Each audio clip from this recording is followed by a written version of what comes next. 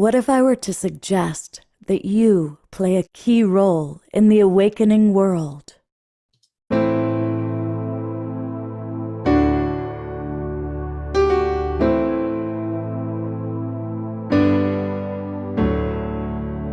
that you are watching this because you have heard the call.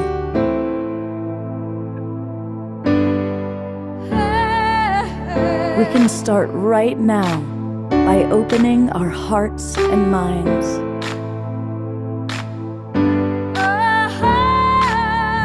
Welcome to the awakening world.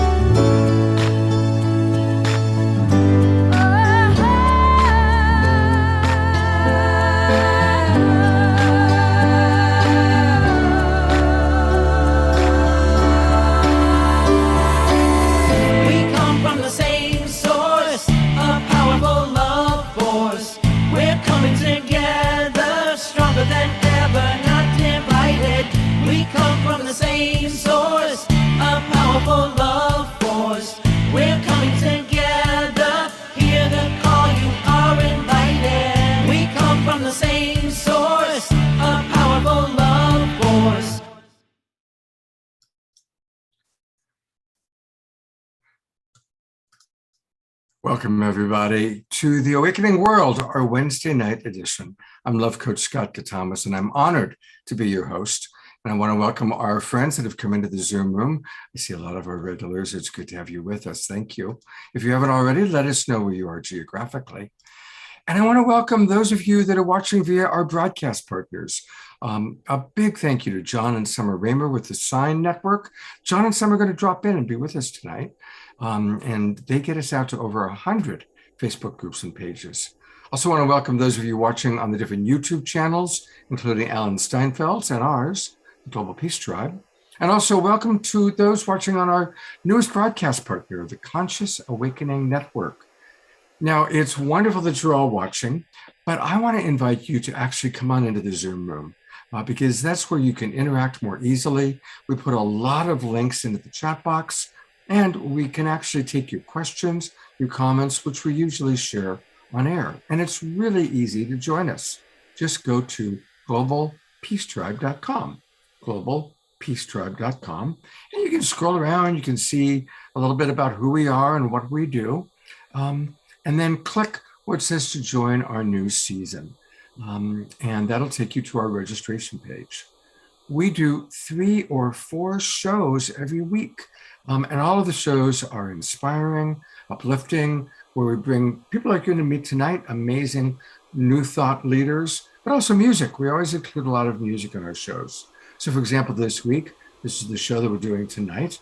And then tomorrow on Saturday night, we're going to bring in some of my favorite relationship coaches and love coaches, talking all about how to embody our divinity while honoring our polarity. It's going to be powerful. And then a really special Sacred Sound concert on the Sacred Sunday show. Dr. Ivy Hilton and Piper Dellums.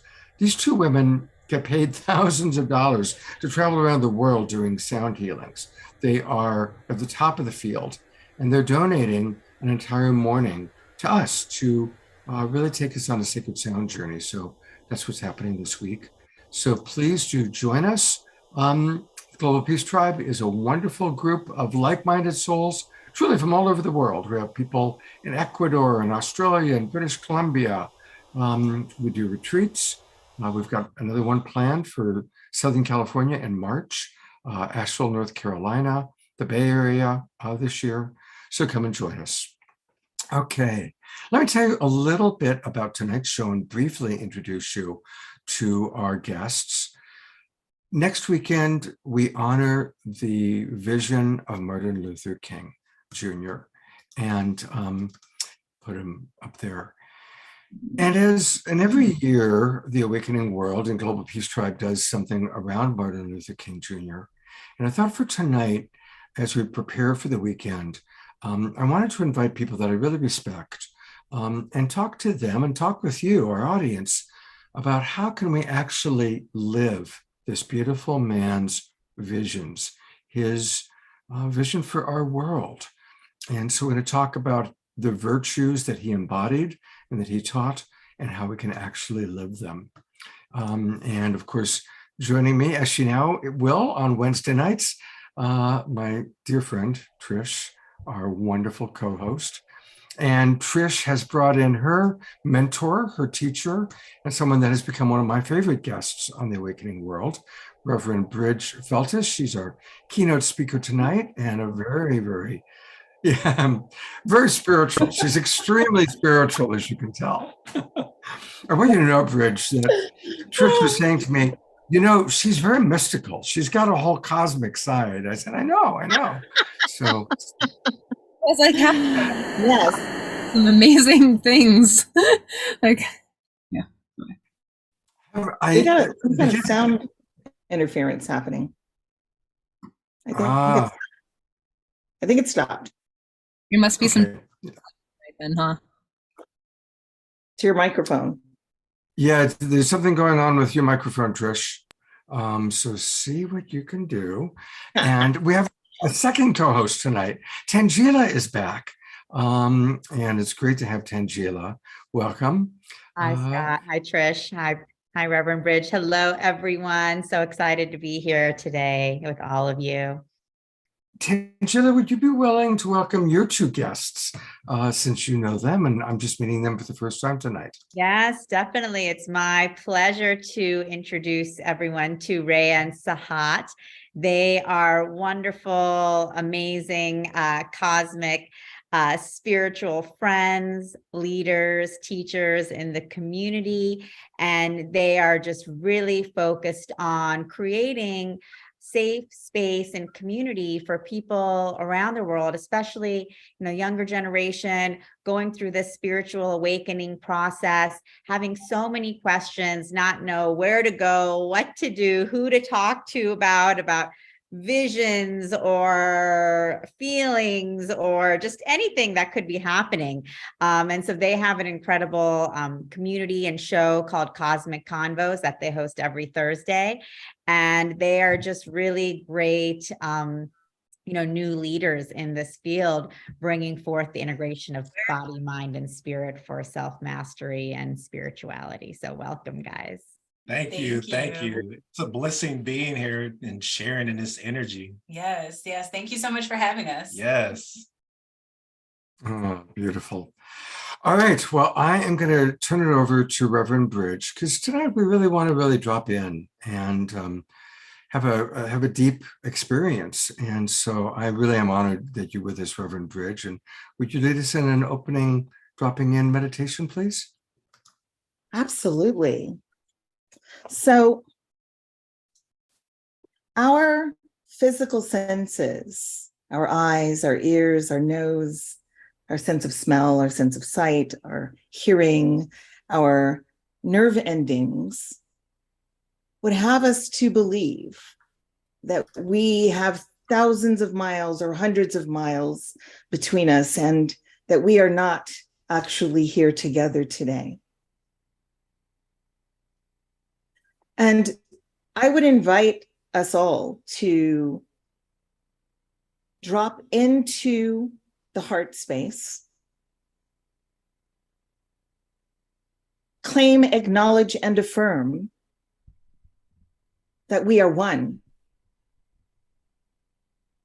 that our coming together is simply mental because we were never apart, that we are always one,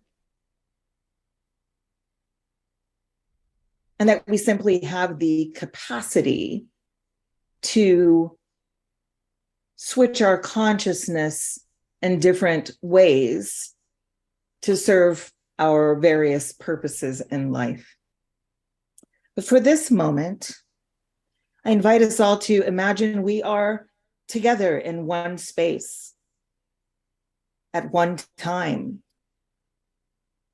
forming a circle, the circle representing oneness,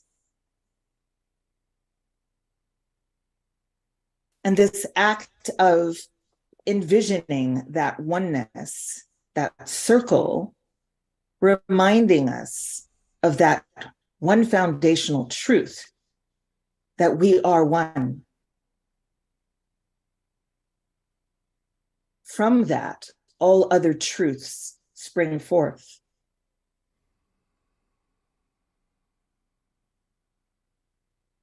We are one. We are not just a collective that have things in common or interests in common. We are literally one organism. Not just you and me, the chair that you sit on, the floor that chair is on, the earth beneath the building that you're in, the community, the city, the state, the country, the entirety of the continent that you live on, the oceans between, the rivers, the waters, the mountains, the valleys, all one with you and I.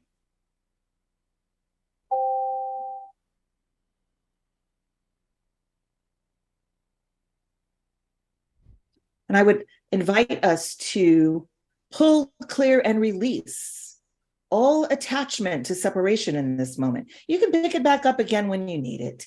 But at this moment, I ask that we all pull, clear, and release our attachment to separation, our attachment to individualism in this moment. Release, clear it, so that we might experience ourselves as having access to the all.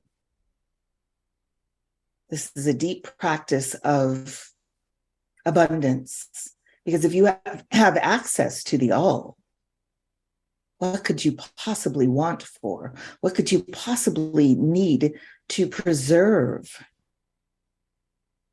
because of scarcity? Being one with the all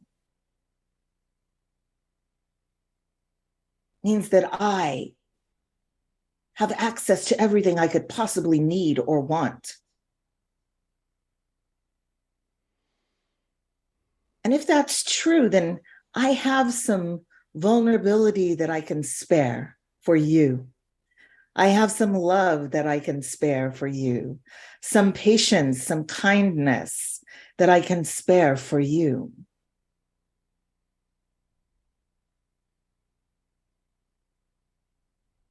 And I cannot dictate this as your sentiment, but if you agree, perhaps say yes out loud and feel yes in your body.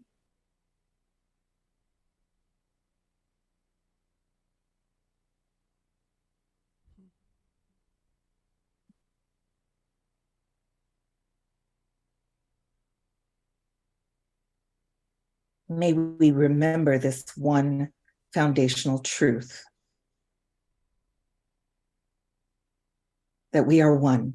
May we remember what we once knew before we forgot who we were. Ashe.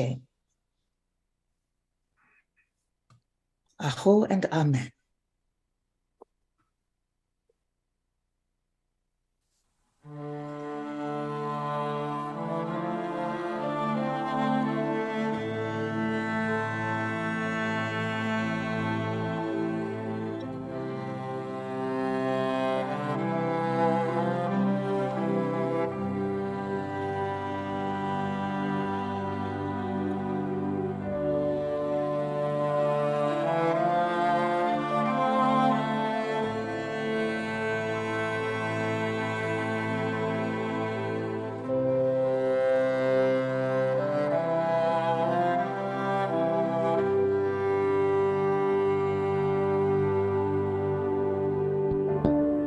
I felt alone for oh so many years. lift my head high to hide the pain.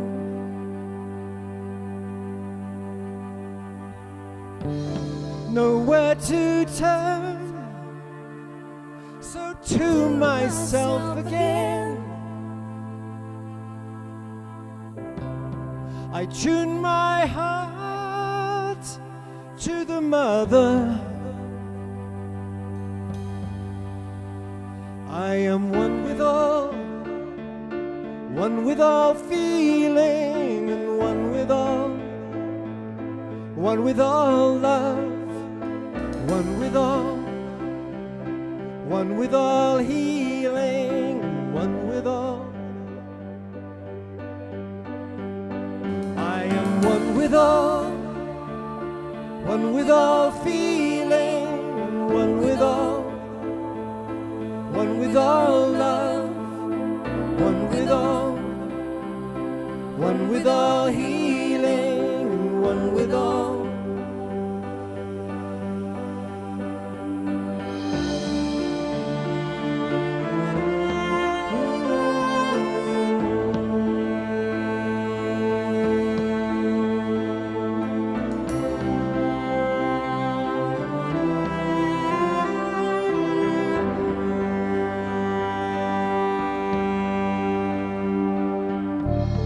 The time has come to wake my sleepy head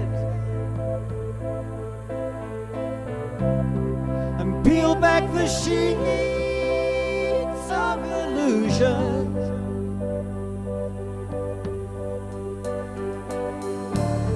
The time has come to lift my voice once more and sing the songs of the new world. I am one with all feeling, and one with all love, one with all healing, and one with all. I am one with all feeling, and one with all love, one with all healing, and one with all.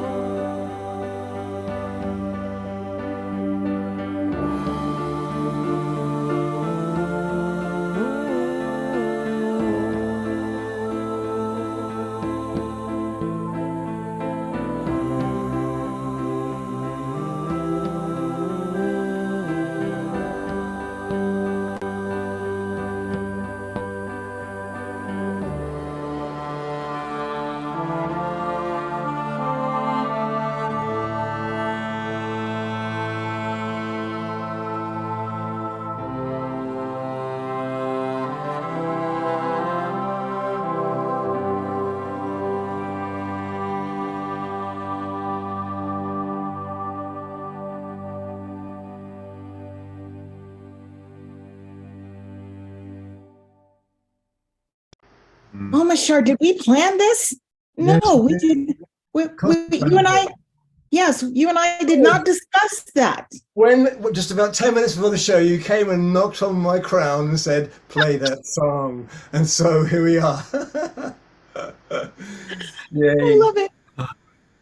Namaste. Absolutely. Absolutely. Thank you so much. And of course, everybody, that's Omashar, our house musical artist. And you can always get more Omashar by going to omashar.bandcamp.com and pick up his beautiful, beautiful music. Thank you, Omashar. That was absolutely the perfect song after the beautiful opening meditation. It was, I know, as Reverend Bridge was dissertating, whatever you want to call it, I thought, wow, really? And that song's coming afterwards? Yes. Oh, Yes, beautiful. Well, some would say that I am strangely unassuming. I do not really present, and it's funny that y'all were chuckling about my spiritualness, my deep spirituality, because I don't present necessarily like most would think. And I'm just listening to the spirit. That's all. I'm really just doing what I'm told. And that's what happens. Absolutely. And that is one of the things I respect about you, is that you are clearly someone who lives your life in the flow. It's very, very beautiful. I'm going to bring everybody up for a moment just because I want to kind of open our conversation. And so these are our initial presenters for tonight. And Summer is here. I said that Summer Joy Raymer has joined us. So welcome, Summer. Hello. I'm in the oneness with everything that's happened here. Thank you so much. Yes. So our opening question, how do each of you envision Martin Luther King? What does he mean to you? What does he represent to you? And what are some of the ways that you kind of carry in your life your imagining of his values, of his beliefs, what he stood for in this life? And just open it to any of you who want to tackle that question initially, but I'd love to actually hear from each of you tonight, sharing your thoughts about that. I think I'll go last. I think someone else should go first. Yeah, we can go first. How about our next generation? Let's go with Ray and Sahab then. Absolutely. Blessings, everyone. Yes, divine evening to you. So first of all, that beautiful selection. Thank you so much, Omashar. That was so beautiful. Oh my goodness, moved all of us. And the meditation was just in divine alignment because, the message overall of what Dr. King presented was unity and being as one. So when you look at as above, so below, we're in this cosmic dance. We're these divine spirits that are having an imperfect human experience, and we're all a part of source. We're all unified. It doesn't matter what we look like on the outside. When you look at your body on the inside, you have all these different parts that are moving together, but they don't look at each other. You don't have your white blood cells looking at your other parts of your body like, oh, I don't want to mess with you because you look different from me. Like, no, it's a unity. So when we look past and embrace the magnificence that is within all of us and walk in integrity, which is what I feel that he really embodied, that's when we come together and really let go of the ego and navigate as one. Absolutely. For me, it's the integrity. One of my mentors says all the time, who are you when no one's watching? And that to me is integrity. Like, are you, and we're spiritual leaders in the community. So being in front of the room, I have to live up to what I'm preaching. You know what I mean? So living in integrity is just a huge principle that I carry throughout my life as well, making sure that I am engaging in my spiritual practices and that I am remaining in alignment and balanced energetically in order to be the example, and I think that's, to me, what living in integrity looks like is, are you able to be the example? Like my mom, she lives in a way where anytime you could pop up at her house and her house is pristine. And she raised me like that. Like, you need to be ready for company, like if you got to clean up before you're not living in integrity, you have to be ready for company. So I bring that principle into my life and in my actions. Like, am I ready for company? Yeah. Beautiful. Thank you so much. That's a wonderful start. And it's just beautiful to have what I like to call the next generation of new thought leaders on the show. So thank you, Tangela, for bringing your friends on board. And I guess, Tangela, I'd love to just go to you next. What you'd like to share? Sure, Scott. And thanks so much, Ray and Sahat, for sharing. That was wonderful. And of course, Omashar and Reverend Bridge, beautiful opening to this show, which is such a powerful topic. And I think, when thinking of Dr. King and his principles of nonviolence, that's what he stood for, that's what he preached. But the basis of his philosophy was love, was unconditional love, pure love, love for all, love for each other, and love for oneself. And that love, that nonviolence pertained to physical acts, but also the internal thoughts. So again, so as above, so below, that holding that principle of love as first and foremost in all actions and also in all thoughts. So even when faced with frustration or opposition, making that choice, do I, where do I go? Do I go to fear? Do I go to anger? Do I go to rage? Or do I go to love? And do I then, by moving to love, jump into that higher timeline for myself, into my higher self? And he, that was his philosophy that he was preaching, that we are all able to jump this timeline together and truly jump into unity consciousness as one. And so, his words are so powerful, and we can really feel them, reverberating, within us. And especially during this time, as we're talking about the awakening, the global ascension, stepping into unity consciousness. But what does that really mean? It means holding ourselves, and for me, it means holding myself in love in all moments with all people. And it's not always easy. But that's the basis of where we're going, and creating and releasing that attachment to separation. As Reverend Bridge spoke about, we've all been trained in separation from the moment we're born, with all of these, earth identifiers, as we call them, religion, gender, race. And these are all just ingraining these ideas of separation within us. And really now we're in that point where let's release. And as we release, let's turn to love. Let's turn to love. Beautiful. Yeah, I really appreciated how she pointed it out. In fact, I wrote it down. It's like, what is our attachment to the separation, And clearly it's probably the idea that we'll be safe. I'll be safer if I stay in my little safe space, if I stay in my little safe cage. So Exactly. that was beautiful, Reverend Bridge. We've just been trained and programmed. And so, that's this releasing that we're all doing together. Absolutely.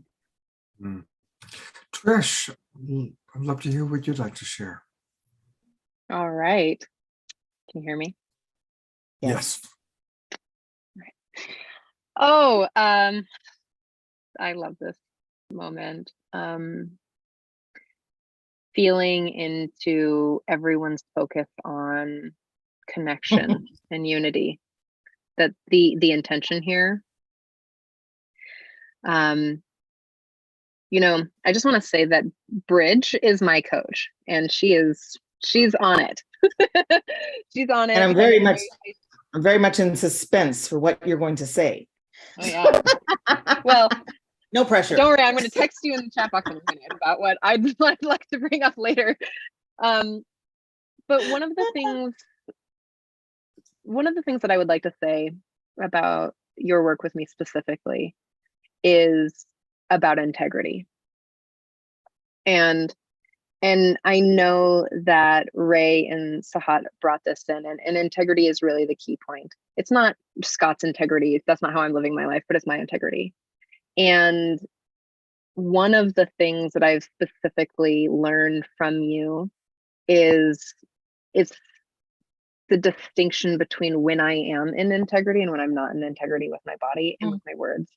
And I mean, one of the practices in my entire life is cultivating the self-love show in one of the things. And maybe I'm gonna say this wrong. I hope I don't totally like butcher this. I think that Martin Luther King said, believe in yourself and believe that you're somebody. Because there is the first thing when I think about living in unity or living outside of the separation is to learn how to self-reflect and look at the places where I struggle to love myself. And it's not an individual thing. It's that if I'm shaming, blaming, choosing to part myself out, is one of the pieces where I'm going to part everybody else out. It's the place where I have learned and have deemed myself unworthy of love. The places that I have learned to contort my body, my beauty, my brain, my behavior into a social norm that isn't my natural human beingness. These are the places where I've been desensitized to the naturalness of my naturalness of my body, my emotions, my feelings, my desires. It's these places where I've fit into a very long standing, we'll call it tradition, even long years and hundreds of years long traditions of mental programming, like Conchita was saying. But this is the place. These are the places where we've been taught to dehumanize ourselves from years of social conditioning and colonization. These are the places where we're also taught to create separation and dehumanize other people. So when we learn to really deeply love ourselves and find ourselves back in integrity in the walking forward in our way, like Ray's mom, she keeps her house clean. That's in her integrity. The way that I relate to people is in my integrity. So that is the practice here for me. Yeah, and I think when you're not in integrity, it's very difficult to see yourself as one with anything, because you're attacking yourself, you're dehumanizing yourself, and then you can't afford at that point to be dehumanized by anyone else. So it puts you in defense and puts up a wall, and you kind of have to depend on that. And that's one of the things that I think, this idea, this understanding of unity that we're all like, I think I would never speak for him myself, because I didn't live in his body.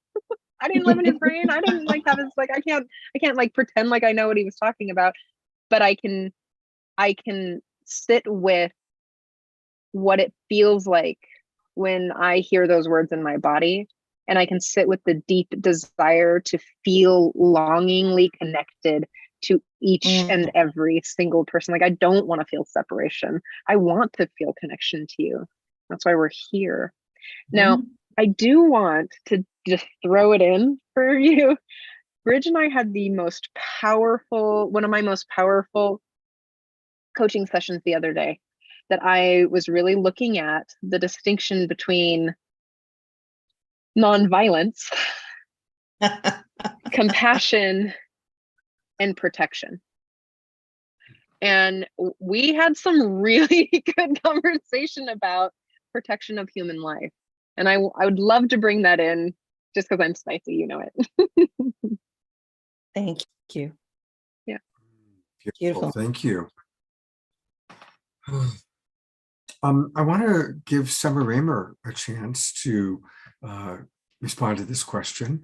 And she is the creator of the Compassion Games. I'm wondering if that came out of your understanding and appreciation for Martin Luther King. Well, first off, I just need, in the integrity that is so lovingly welcomed here. I am the co-founder of the Compassion Games and also Sign Network, my husband and I, and a lot of the work that we do is in relationship with so many other people that even make it possible.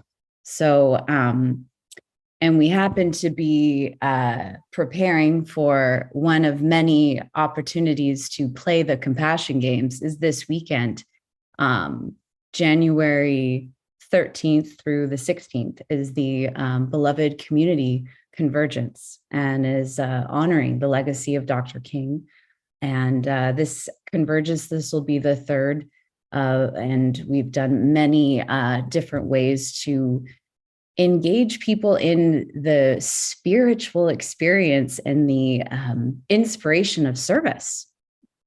And the Compassion Games has been happening for many years, and there's wonderful opportunities all weekend, and there's still invitations for people to present and create and share space of beloved community, which is really what I feel is here in this space as we're together. This is the landing page. I just shared it in the chat. We're partnering, of course, with Pato Banton and Antoinette. The music and musing that they have created over the years as we've been collaborating is really the spirit of this beloved community convergence. Most of the events are in Zoom rooms, so it's really a shared experience. You know, I really feel here as we're talking about Dr. King, that invitation to want to embody and be together, that intimacy, the integrity, so much of that can be felt right here. As I feel Scott and Trish and so many people that are a part of the Global Peace Tribe are cultivating a beloved community. And also, just to get a little bit more personal, I am,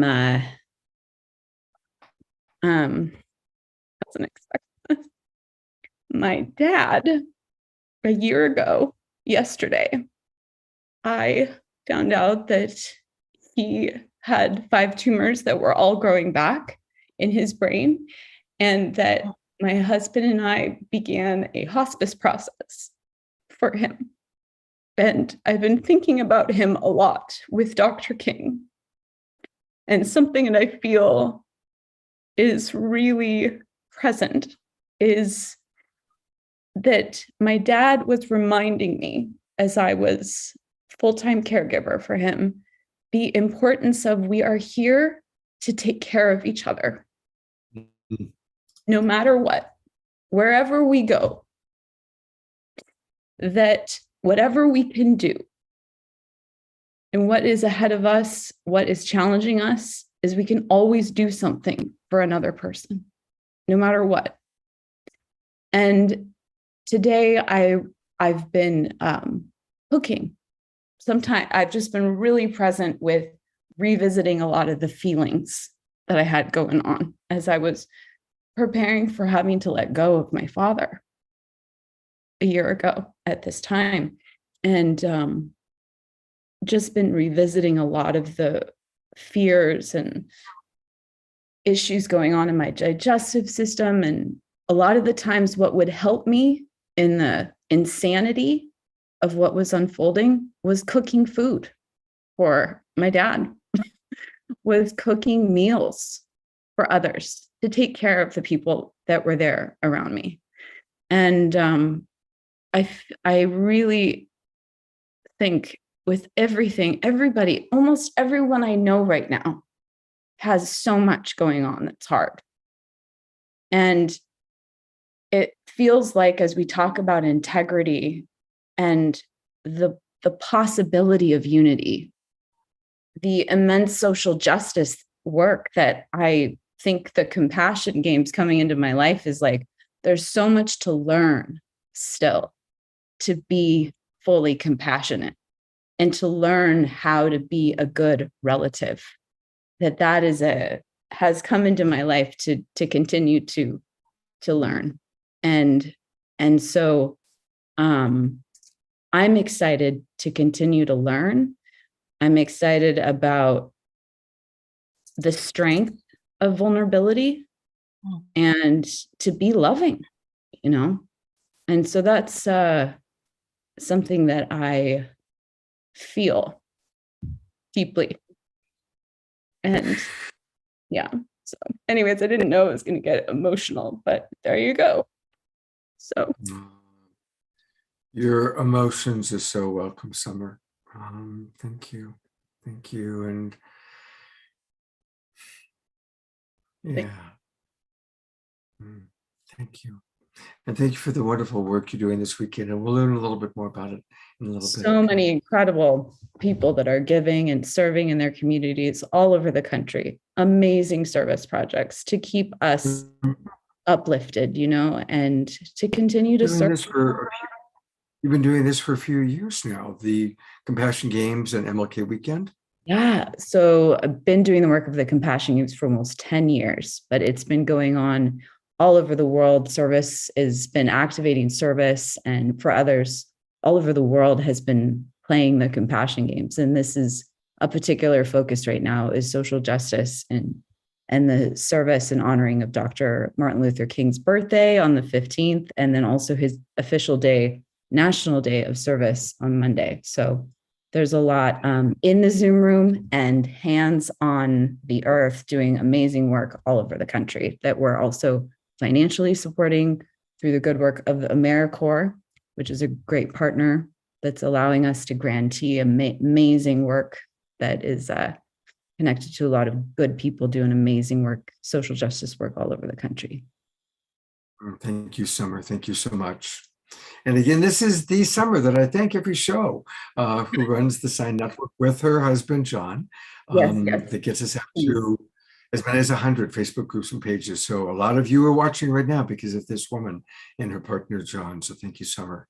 Well, it's an honor, and it's an honor to continue to support Trish and Dawn's work of the Self-Love Show. I think that that's, wow, we only can do so much of the work outside of ourselves, and how important it is to continue to learn how to love ourselves, So thank you, Trish, for standing up and doing that good work too. It's necessary. Yeah. Thank you, Summer. I love you. It's nice to see you. I love you too.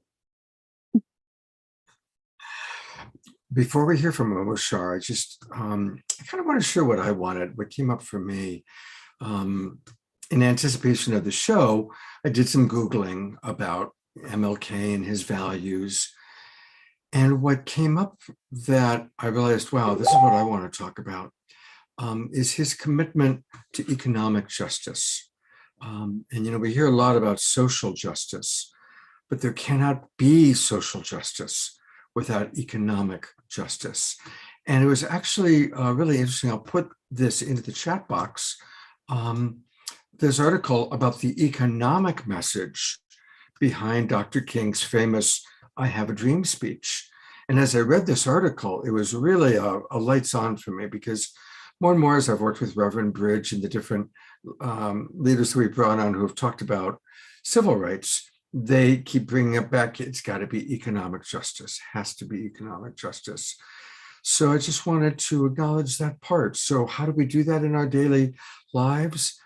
Any of us that have a position where we employ people, to absolutely employ those that you may not normally employ, but that are of different races, different cultures. When we buy, let's buy not just local, let's buy local and ethnic.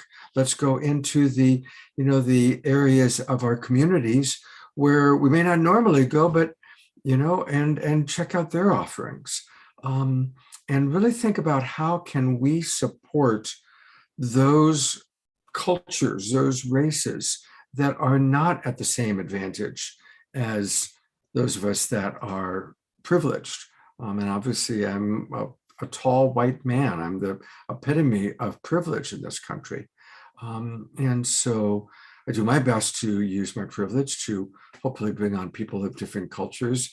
And that's not just Black. I love that Tangela is very multicultural. I'm still trying to figure out what Sahat's ethnic background might be. I love that more and more our world is just this incredible, beautiful combination of different cultures and different races and different belief systems and backgrounds. So anyway, bringing it back in our daily lives, how can we really create economic equality by our buying habits and by our employment habits? So that's the piece of what I'm learning from Dr. King and from others that I wanted to share. And before we go back to Bridge, I'm eager to hear what Omashar has to say about this topic and this question. Well, thank you all so much for what you have shared. Ditto for all of it. And Summer, I felt you so deeply. I have a couple of very close people in my life at the moment who are going through something radically similar. And so, thank you for helping me feel that place in myself, because it's just, it just has to be felt. It has to be felt. Really, it's a part of my freedom. And so, Dr. King, I have a quote here of his. One is, everyone has the power for greatness, not for fame, but greatness, because greatness is determined by service. I mean, what a concept. And one thread that's always gone through my life is service first. And I feel that is a goddess given inherent divine quality, that we all are here to serve each other first and foremost. And what stands out to me even more about Dr. King is his authenticity and integrity, and his power, that when he speaks, it's just like he's channeling straight from the heart of creation that which needs to be heard in this moment. And in myself, I am doing my best to get out of my way to find that authentic voice in myself, because when you're speaking from that centered, authentic place, nothing you say is wrong. Everything you say distills the atmosphere around you, and everybody, even if they have opposing viewpoints, will go, well, yes, holy smoke, I haven't heard it like that before. And so my gratitude for him, apart from a million other gratitudes, is for showing me how to speak with authentic power. And one more thing, one last quote from him is, we may all have come on different ships, but we're in the same boat now, right? So namaste, Dr. King. Love you so much. And this format. Thank you. Thank you, Omashar. Well, you talked about just now how he channeled spirit, and clearly Reverend Bridge is someone who also does that. So Bridge, thank you for being here with us. And I'm eager to hear where you'd like to, your response to the question, and where you'd like to take this conversation. Yes, could you repeat the question for me one more time? Sure. The question is, how Martin Luther King has inspired you, and how you try and live your understanding of his values in your life. All right, y'all. What are we talking about? Well, listen, one thing about my path and my calling and the way that spirit uses me is that the things that come out of my mouth are not necessarily comfortable things. They're not always the most warm and fuzzy and rainbows and love and light. But I am deeply devoted and deeply committed to truth and integrity. So the first thing I want to say is that Martin Luther King Jr., Dr. Martin Luther King Jr., father, a husband, a minister with an entire congregation of people depending on his wisdom, was assassinated.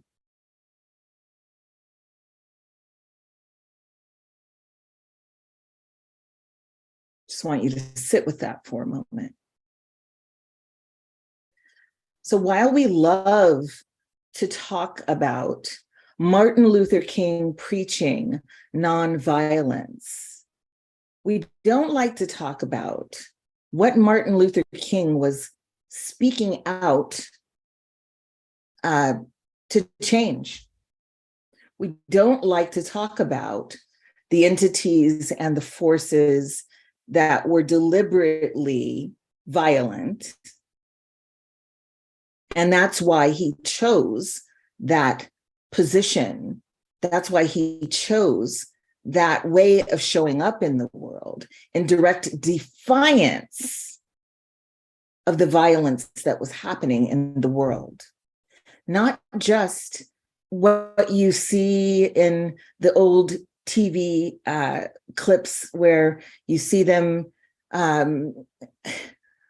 hosing people in the streets, beating them, hanging them from trees, burning crosses on the front lawn of my ancestors. Well, actually, let me just say that Martin Luther King was assassinated when I was 3 years old.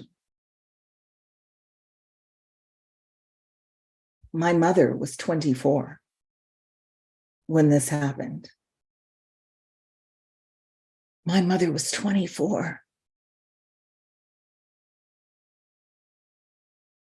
And this man who stood for hope for us all, really, who was here to defend us all with his words, with his eloquence, was snuffed out. And prior to him being snuffed out, know that Martin Luther King Jr. had armed security. He had security with machine guns outside of that motel room where he was assassinated. I really want y'all to let that factual information land, because while we talk about nonviolence, I want us to be in integrity about it. When we talk about oneness, I don't necessarily know that it means what many of us think it means.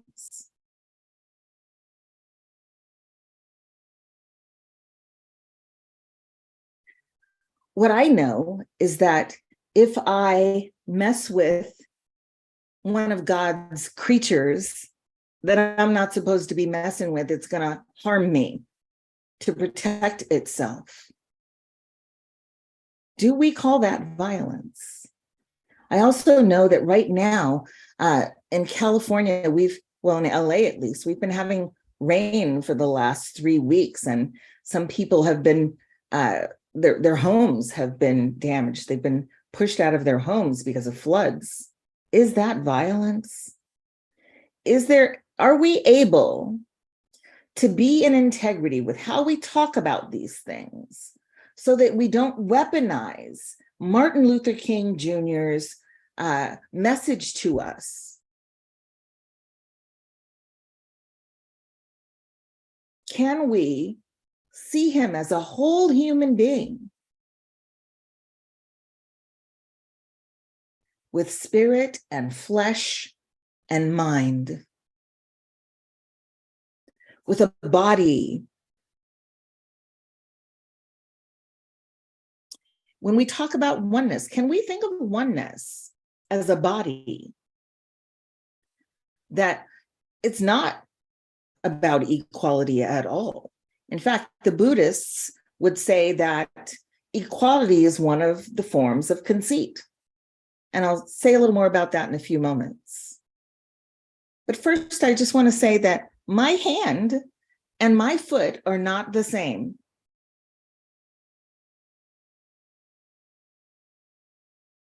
My heart, my hand, and my foot are not the same.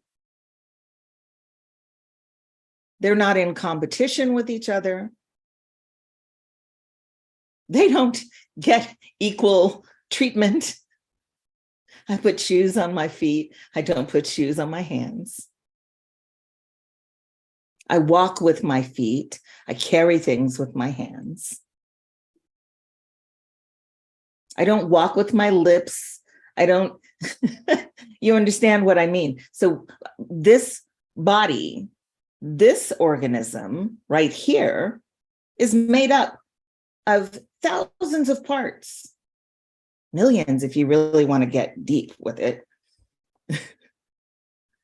Millions of parts that make up the one organism.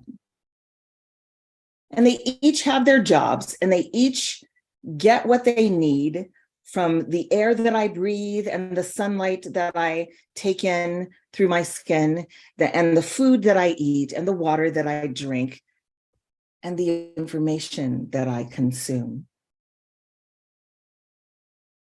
This organism would not survive if I were attached to the idea of equality. Instead, I like the idea of equity, that every organism gets what it needs, and that it have access to the tools to create what it wants. That's very different from everybody gets $10. You understand?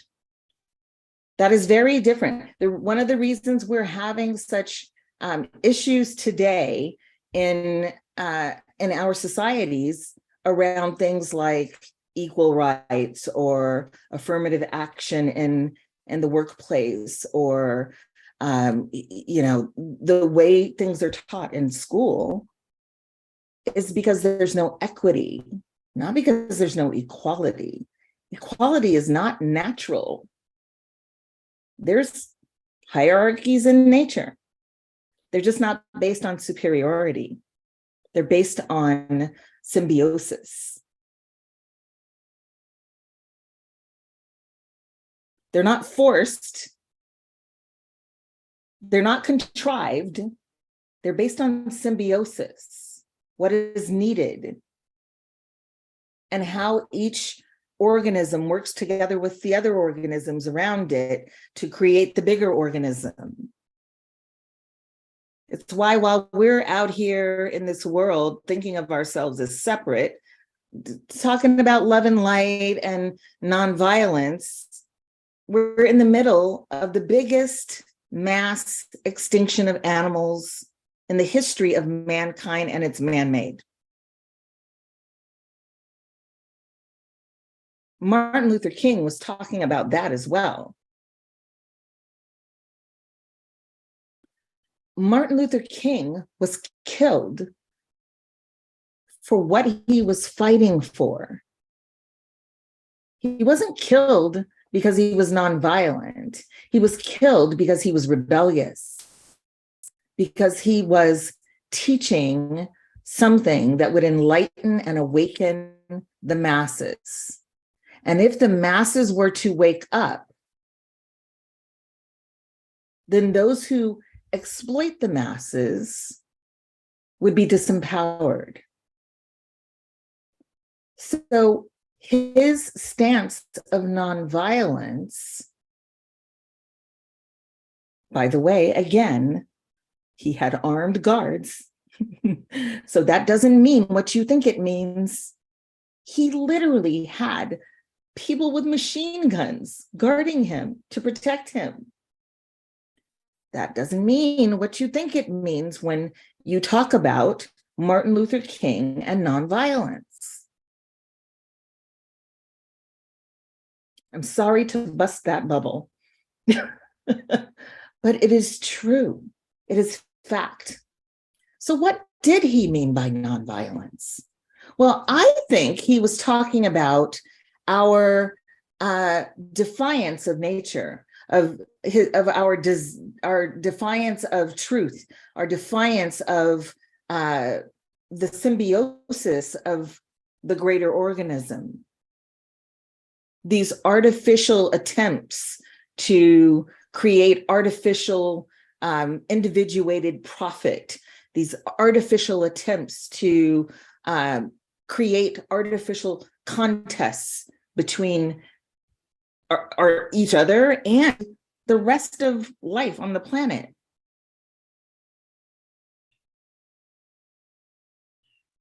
That's what I know him to be talking about. Richard, I wanted to add something too, on the nonviolence part. My primary mentor who really had the biggest impact on me was Marshall Rosenberg, who founded nonviolent communication, called it nonviolent communication out of respect for Martin Luther King.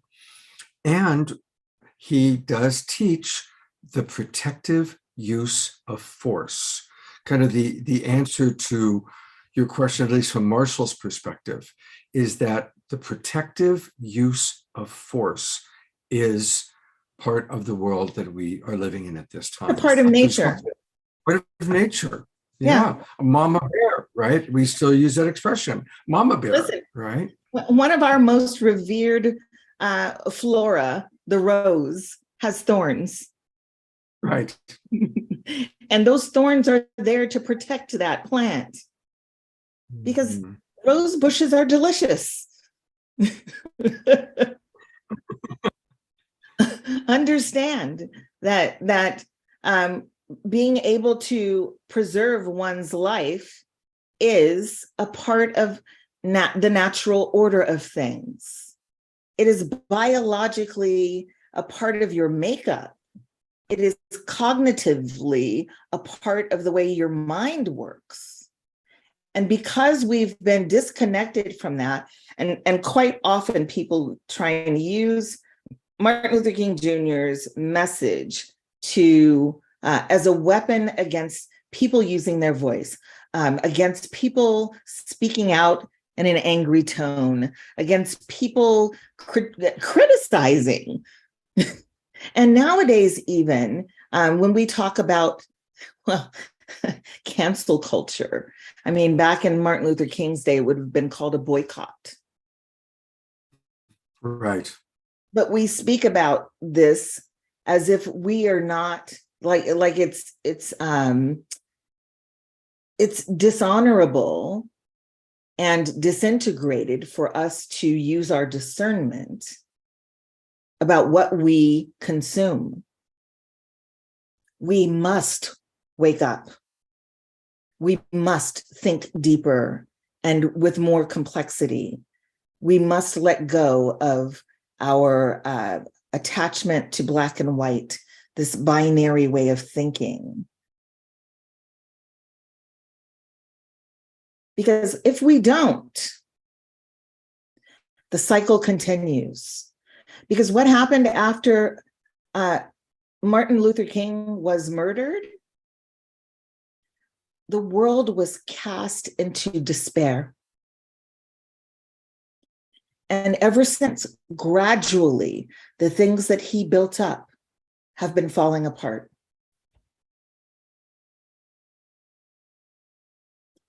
Until we are willing to think in paradox and nuance, we will not be at peace. And peace is possible.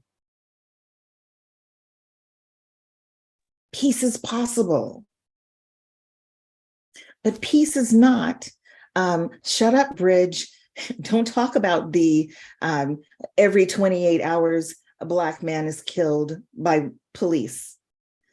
Shut up, Trish. Don't talk about the man that abused you. This is not natural. And if we don't honor the complexity of nature as we move forward in our evolution, we are actually taking a step forward and 2 steps back. And I think, listen, what his last messages, his speeches and his interviews that he did near the end of his life were all about the economic disparity in the world. And this disparity is attached to government systems, corporate practices, and groups of people who deliberately depend on and are addicted to white supremacy, cis heteropatriarchy, ableism, and corporate capitalism, all of which are about imperialism. Long before there was racism, there was imperialism. Long before Black people were being hung from trees, there were white people in Europe being hung from trees. The Irish famine was not a natural occurrence.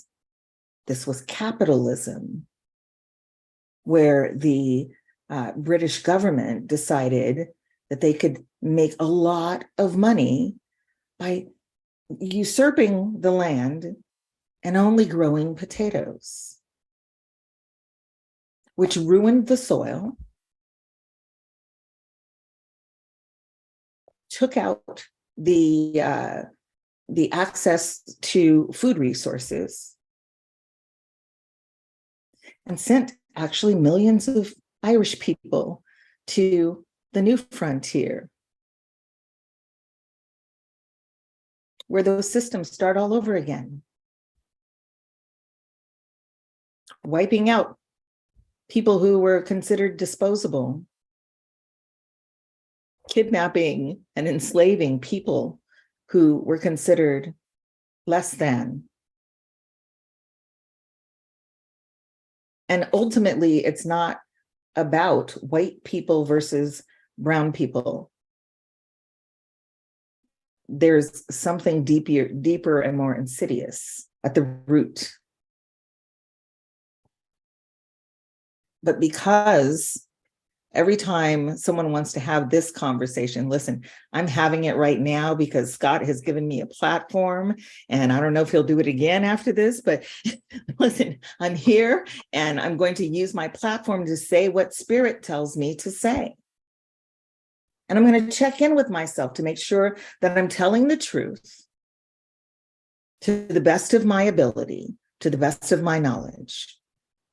And that what I say is in alignment with the service of us all.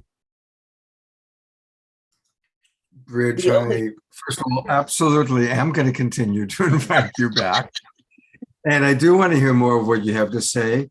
But I also would love to hear a little bit from our other two guests for a moment. Yes. I'd love to hear what comes up for Ray and Sahat, either in response to the wisdom and the harsh truth coming from Bridge. Yeah, I'd love to hear what's alive for you. And I'm going to keep the camera on you as well, Bridge. So speaking for just me, one of the things that I am adamant about is that if we're going to have unity, we have to have that equality in education so that people are financially literate and they have the spiritual tools to tap into that magnificent within. Because one of the things that's keeping people distracted, there's a lot of distractions. Racism is a distraction. The people at the top don't care about racism. They care about Not at all. classism. It's classism. It's how much money is in your pocket. So you can have people that are living in a trailer park. Do you think that those people that have the same complexion as the people who are out here printing the money and all that, you think they care about that? No, they care about the people that are in that class with them and what they can do for them in their pockets. So what we need to do as a people is we need to stand up and how other communities are coming together and they're saying, oh, we're going to barter, or we're going to create our own financial system, or we're going to lean towards a decentralized system like cryptocurrency. And that's where the governments are fearing because they want people stuck on these fiat currencies. So what can we do to stir up distractions? Oh, let's pull the race card. Oh, well, these Arabs over here, they bombed these buildings. Oh, but we actually went over there and we bombed their country and took some artifacts out of their museums. But right. And there's layers to this. So the racism is just a huge distraction to keep us pointing a finger at each other like, oh, you did it. When it's actually, we need to go within. We need to dissolve the things that we've been holding on to, not in just this lifetime, but in our previous lifetimes, because there's epigenetics that's at play. There is you have your Akash. We can get deep and spiritual in this. You have things that are blocking you in your Akash. Your Akash is tied to your DNA. Your DNA has to be cleansed. You need to decompartmentalize, you need to decompress, you need to release and dissolve all the things that are not serving you. And then once you do that, you go within, you see that magnificence within you. There's no way you're not going to see the magnificence within other people. So It's true. like it was mentioned earlier, who am I when nobody's looking? when I'm driving and that person cuts me off in traffic and they're angry, they give me that negative energy. Am I going to accept that gift from them? Or am I going to be like, no, thank you. I don't need that. But guess what? I got this light for you. You need this. Well, they may not even have sent you any negative energy. That might just have been a mistake. They may not have noticed you were there even. And your reaction to it is yours, right? Yes. Yeah. And another part that really plays into this is parasites. Or parasites. Come on. Everybody has parasites. I don't care if you're vegan. I don't care if you've done some kind of cleanse. If you have not done a systemic cleanse, you have parasites. A lot of people are doing colon cleanses, but they don't only exist in your colon, unfortunately. You have parasites that are thousands of years old. They are intelligent creatures in your mind. Most of them are in your mind. And they know how to tap into those abilities that you have in your brain. They know how to manipulate your mind. So we need to address that as well, because we have physical parasites and then there's spiritual parasites as well. Absolutely. And while we're talking about the mind, that's my wheelhouse right there. I love how you were talking about the symbiosis, like the left hand and the right. Y'all know that saying where it's like, don't let the left hand know what the right hand doing. Like that means your body is out of sync. You're out of alignment, right? Yes. What do you mean? No, this is one organism, so if you're keeping secrets from your left hand to your right hand, then you, in your language, are creating that separatism that we're talking about. And so all of this fear is embedded in our subconscious mind, right? And I had mentioned earlier when you were talking about the mind, the unconscious mind is literally to protect you. It's created, it's called the survival brain, right? It's created to protect you. So it puts you, when you experience fear, it puts you in a state of flight, fight, or freeze. Fight, flight, or freeze. Fight is the first one. You know what I mean? So when we're talking about nonviolence, it is literally part of your nature. It is embedded in your unconscious mind to fight when you need to be protected. So what they're doing, and when I say they, I mean like we're talking about the elite. We're not necessarily talking about races here at all. We're talking about the elite, the people who run the corporations, right? That capitalism that you referred to, Bridge. We're talking about those people in power. They embed this fear into your mind in order for you to play this tug of war game between each other to keep you distracted from what actually is going on the back end, right? So when it comes to what Sahat was saying, and like, really, you have to unlearn and unprogram. I'm a student right now of NLP, which is neuro-linguistic programming, right? We are programmed from the moment we exit the womb, what to believe, what to eat, what to understand, what to agree with, what to disagree with, what church to go to, who to hang out with, right? We are programmed from the moment we exit the womb on who we are supposed to be. So now we're in this new energetic space where we get to explore and experience a new way of living, right? We're moving back to that more feminine energetic space, that more maternal, because you had mentioned the patriarchal society, right? We're moving more to that maternal type of energy now. So that is where we must embrace compassion, where we must embrace the nurturing of our nature, right? And I honestly believe that it is about unity. It is about wholeness. I know I'm a huge believer in what you say. And a lot of us for centuries have said, oh, we want peace, we want peace, we want peace. Peace of what? Well, we don't actually want peace. We just want people to leave us alone. We just want to don't rock my boat. Don't disrupt my comfort zone. Don't tell me things I don't want to know. I don't care that, I don't know what's in those things I'm eating. Don't tell me. I'm going to be upset. Right. Cognitive dissonance. Absolutely. Or even like we want our friends and our family to lie to us, because as soon as they tell us a truth we don't want to hear, Truth hurts. Yeah. You need it. And And language. really, yes. So like when we talk about oneness, oneness sounds great until we realize what it really means is that you've got to accept the full range of what is. And you know and what? then learn how to navigate it. Learn how to have a relationship with it that is healthy for you. Mhm. It's not about us defining separate groups somewhere. I mean, I look at people like Donald Trump or white supremacists or white nationalists or whoever you want to put as your favorite enemy, your favorite villain. I mean, these are still human beings, and they've just been conditioned in a different way than I have. And why are they so upset and so defensive and so mad? Well, I know why. There's many very valid reasons why. Many of them have also come from lineages of poverty because of imperialism.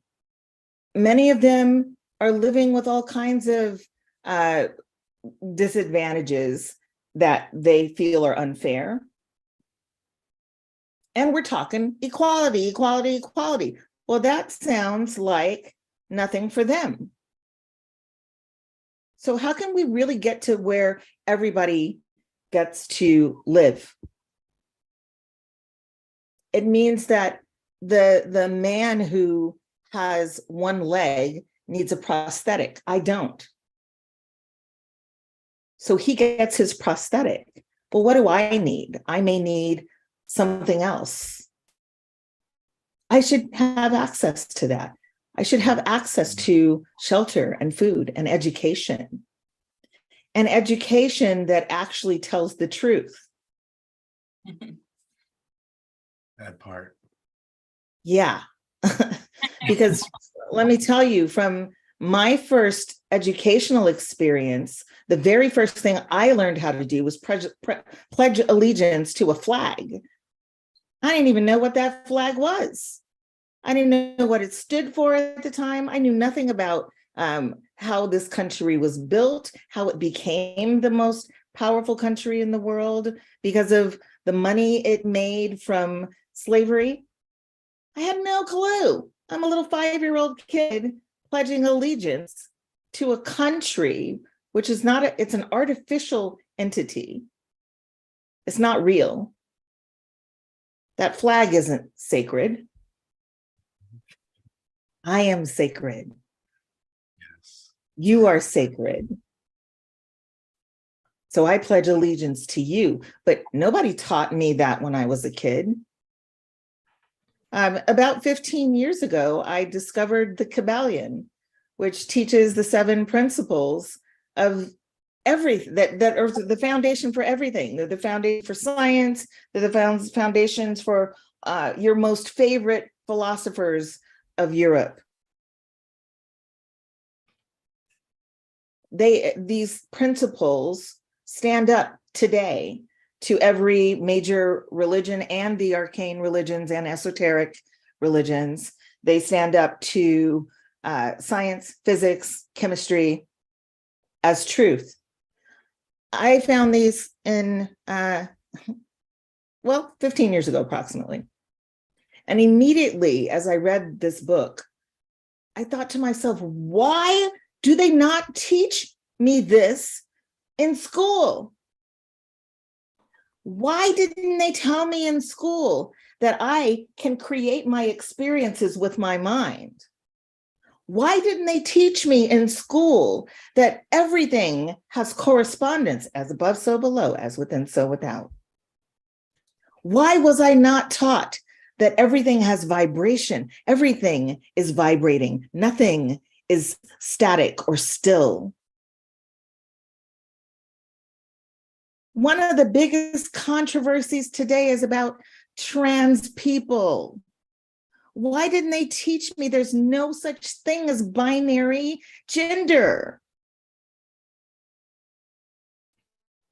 Why didn't they teach me that polarity? It doesn't mean there's this thing over here and that thing over there and they're separate. But what's true is that they are varying degrees of one thing.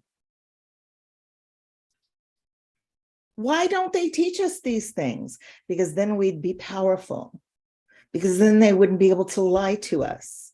And it's our responsibility as we gain access to more and more of what is true, that we don't shy away from it because it's uncomfortable, that we don't shy away from it because it really will trigger your anger and grief. It will bring up rage in you and sorrow. It will bring up fear. Well, all those things are already in there. Can we just let them come up and out?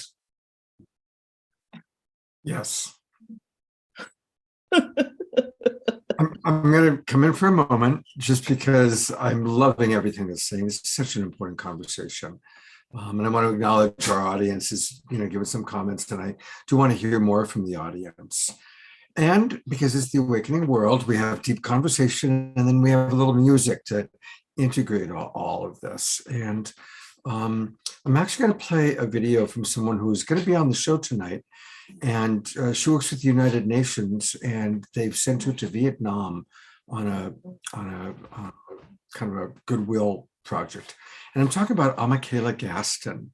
And Michaela has been on our show a few times. Some of our audience knows her, but for Bridge and our guests who don't know her, her story is quite interesting. When she was in her early 20s, about 10 or 12 years ago, she was walking along the road, and a group of white supremacist, racist kids started taunting her, and they ended up running her over with their truck. They dragged her for about 200 feet. It took her 2 years of hospital time to recover, and she has dedicated her life to healing. And so this is a song that she provided for our Healing Racial Divide show that we did on January 6th, just last Friday.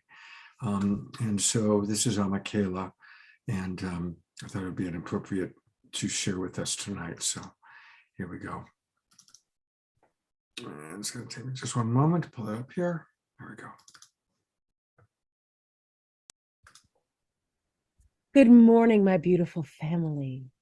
Oh, how I love to be in community with you in breath, sound, rhythm, and heartbeat on this beautiful gathering in honor of healing America and the world through peace, forgiveness, and love. My name is Michaela, and I'm so honored and blessed to be with you all here today. And I would love to start off our moment together by first thanking Great Spirit Oludumare Odumakuma, Wankantanka Tukashila, Yah, Yehovah, all the Rishas, and all our ancestors, Maferi Fumbokwegun, for bringing us here together to celebrate life and love and interconnectedness, for we are all connected and in an extraordinary moment in time. We are all in a time when the medicine from the plant spirits, animal spirits, and all the elemental spirits, Orishas, Devas, or whatever name you wish to call these celestial beings that surround us, we all must come forth and stand in witness and in action to our powerful present and our powerful now. In the new year of 2023, let us do a pattern interrupt and break the redundant loop of doing versus being, and remember that being our best selves is enough. We must conjure and cling to our best selves, not only for ourselves, but for the greater community, our global family of interwoven species, for we are all our relations. I'm a relative to you, and you to me, and all of us to each other. And so in honor of that love and connectedness, I would love all of you, including my dog, to close your eyes and drink in this prayer just for you.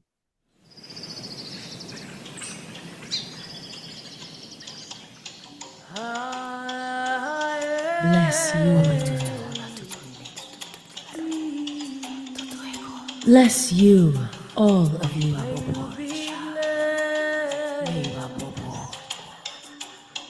May you feel the blessings of the earth around you. May you feel the blessings of your ancestors surround you.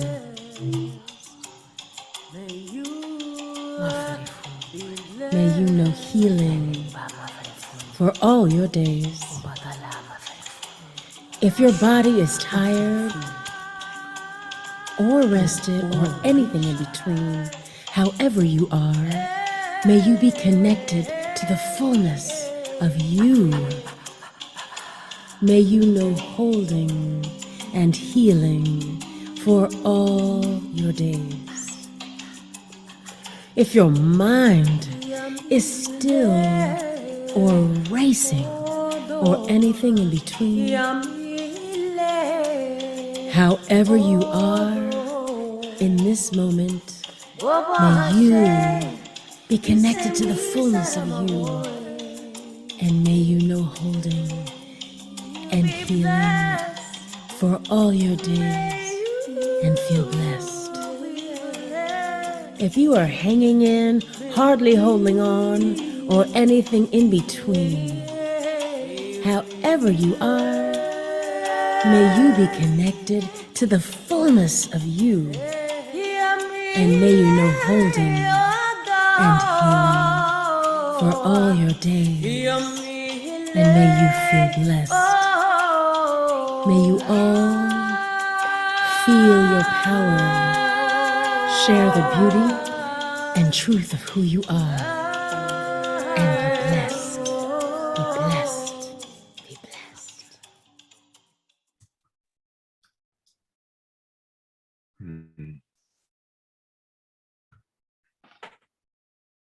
Beautiful, beautiful. Chance for us to digest all the wonderful wisdom that all of you are sharing. So thank you. I'd love to give Trish and Tangela a chance to share any thoughts or questions that you'd like to bring to our conversation tonight.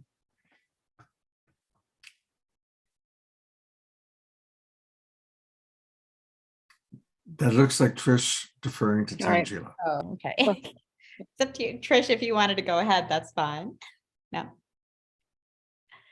No, I mean, I just love the conversation. And I think what Reverend Bridge was bringing up in terms of really speaking about the actual violence around, around Martin Luther King Jr.'s death and the reality of that fact is so important because that's really what he was speaking about. The day-to-day violence that so many people around the world in every moment are suffering, violence, because, just the physical violence, the physical violence of not being safe walking down the street in the streets of America, the violence people are facing in the Ukraine, in Afghanistan, in Iraq, in war-torn countries around the world, in poverty-ridden nations around the world, the violence that people are experiencing when they don't have enough to eat, where they don't have a safe place to call home. Violence when children are not able to go to school, to receive an education, to actually create a better life. And so that is what Dr. King was speaking of. He was speaking of this day-to-day violence that so many around the world are living in. And the fact is that's still happening today in a very, very visceral way. And I think, thank you, Reverend, for bringing that up, because that was his message, that violence is occurring in every moment around the world. And we have to be recognizing that and speaking about it in order to address it. Because in the reality of who we are as spiritual beings, that violence, all of the ways that it's happening, does not have to exist. There is no reason. Those are all created through artificial constructs of have and have not, of lack, scarcity, old systems of government, health, education that have been created to separate. And we are now in this turning point of our reality, of humanity, where we can now take Dr. King's words and say, yes, we take a stance against this violence that's occurring in every moment against so many around the world. And we can take that stance and say, we're here to create something different. We're here to create something new. We're here to create something that recognizing the multiplicity that lives within unity consciousness, that everyone is different, that everyone is unique, that everyone deserves a chance to be comfortable, have a safe place to live, to receive an education, to have food, to have clothing, and in the way that works for them. Again, we don't have to create these constructs that every single person then feels pressurized that they have to fit into. This is about recognizing the multiplicity, the diversity, the uniqueness of each one of us as individual spiritual beings in these human forms. And then understanding that we can truly create a world together where we respect that, and we create a world where people can be who they are and achieve who they are, and having does not mean taking away, because those are the old constructs. Those are the old artificial constructs that have been created, that our economic systems are based on, that our government is based on, that if you have, I don't have. And that's what all war is based on. That's what all this violence is based on. It's saying that if you have, I don't have. So I have to have first. So that means I'm going to do whatever it takes against you to have what I need to have for my survival. But this is not survival of the fittest. We are all magnificent beings, and we're all here to thrive, not just survive. And so all artificial. All artificial. So we're really here to change this whole paradigm, to change this whole narrative.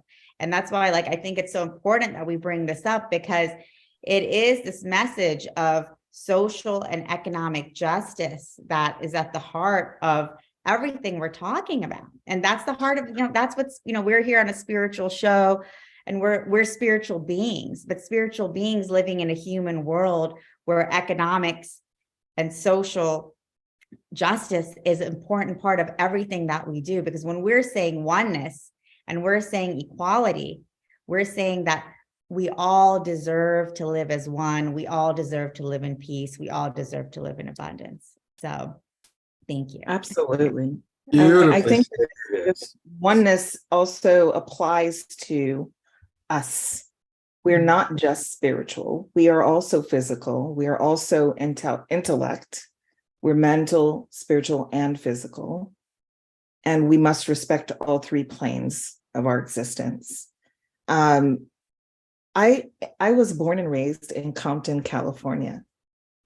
And my father grew up very poor in a little town outside of LA called Bakersfield. And Bakersfield is a small farm city. It's a little bigger now than it was back then. But Bakersfield was really about Central California farming, growing produce for most of Western United States. And my father's father died when he was 9 in a car accident. And so they were very poor. He and his sisters and brothers were very young. And he went around town and collected a bunch of scraps of wood and built himself a shoe shine box. He took it to the local train station and began to shine the shoes of the white businessmen when they would come into town from LA to do their business with the farmers. And in that experience, he learned the game, how to get by, how to assimilate, how to make white people more comfortable with him. And then from there, once he'd made white people more comfortable with them, they began to feel endeared towards him, and would give him little tidbits of information and support with the things he wanted to do with his life. And a couple of them helped him go to school. And when we talk about economic development, this was his economic development story. And so he learned a lot about how to survive in a capitalist, imperialist, white supremacist, cis heteropatriarchal society. And so when it came time for him to marry, he married my mom, and they had me. And when it was time for me to go to school, they put me in an all-white private school that taught me all of the basic socioeconomic stuff to survive in a capitalist, white supremacist society.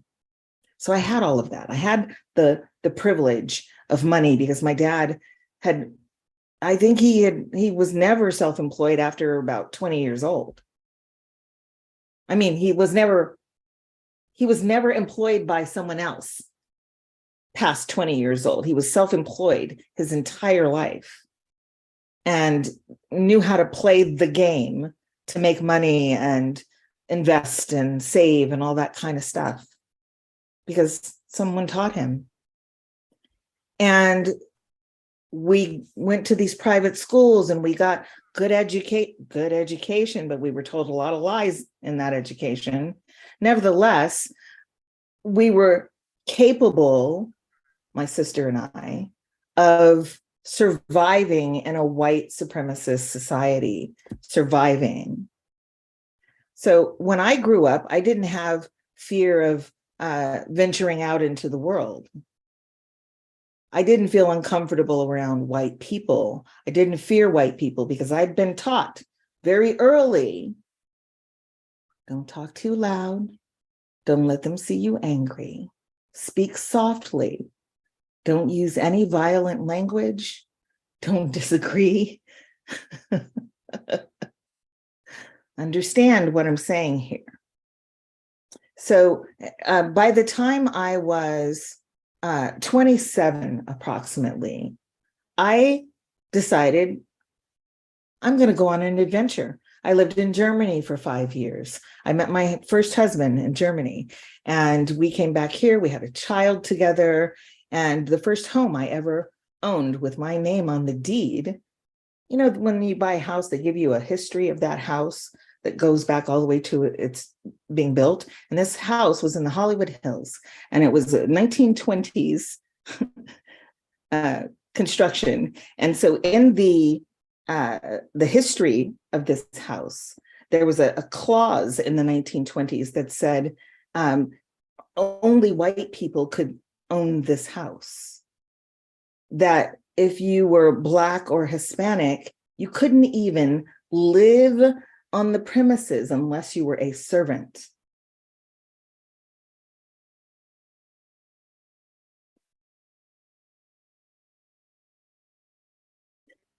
And here I was with my name on the deed. I put my son in the school around the corner, which was considered one of the best schools in LA, because that's part of that game that we're taught to make sure that you put your kids in the best schools and you watch your money and you know all these rules that you follow to play the game. That kind of education. I was well educated in that way. Even privileged, I would say. That did not stop my son's teachers from discriminating against him because of the color of his skin. It didn't stop our neighbors from harassing us. It didn't stop the other parents from being unfriendly and unwilling to have us be a part of that school community. Later, when my son was a teenager, it didn't stop the white woman around the corner from stalking him with her Rottweiler all the way home. In fact, none of what I taught my son about love and oneness and spirituality protected him from those experiences.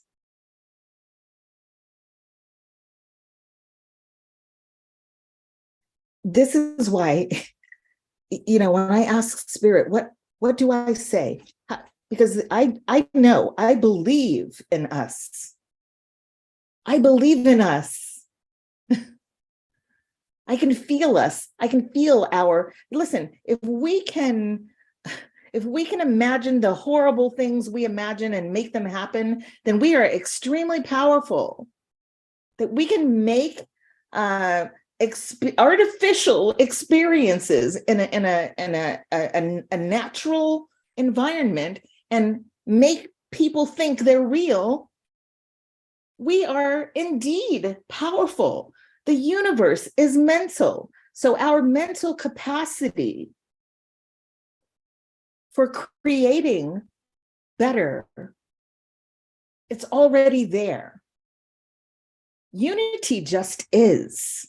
We are one, whether you want to believe it or not. The thing is, if you don't believe it, then you suffer more. Then you bring dissonance into your life.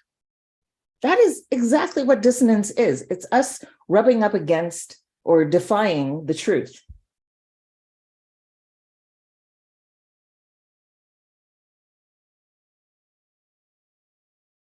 Our thinking about what it means to be feminine.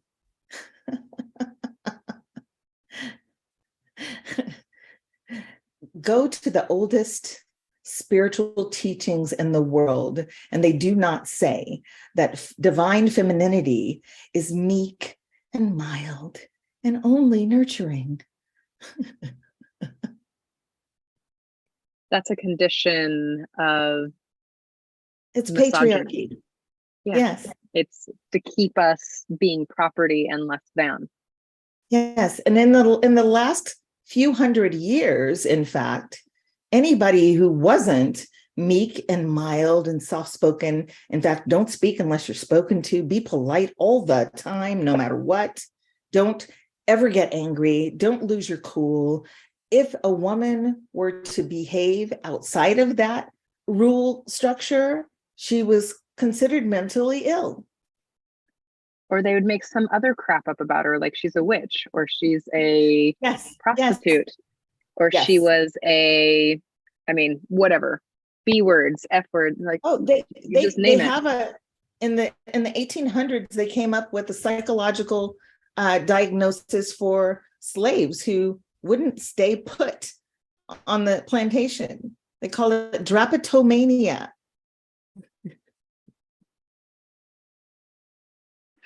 I really want us to understand that the full expression of your nature is divine.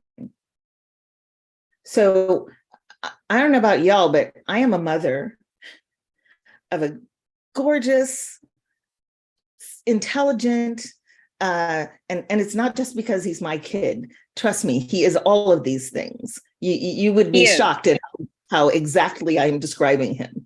He is tall and handsome and well-spoken and very multi-creative. Like he's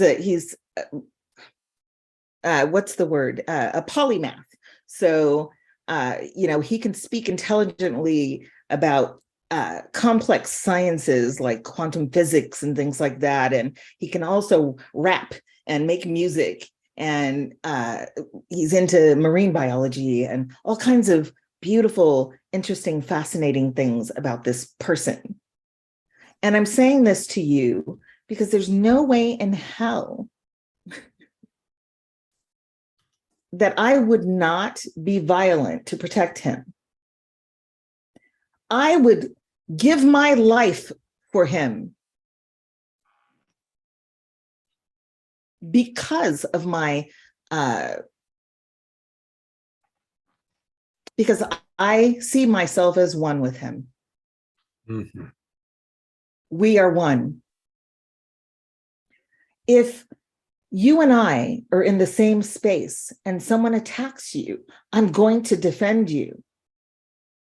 If you and I are in the same place and you're cold and I'm going to take something off of myself and put it on you.